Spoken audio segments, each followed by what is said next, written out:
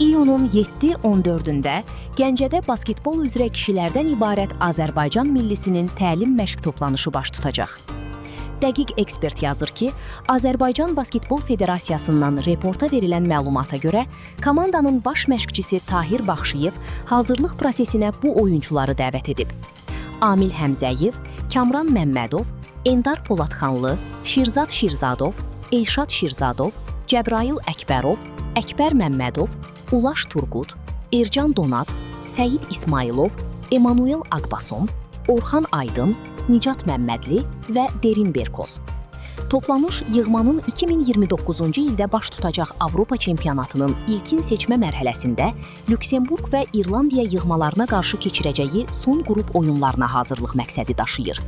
Qeyd edək ki, Gəncə toplanışında əsas milli komanda ilə yanaşı U18 və U20 yığmaları da iştirak edəcəklər.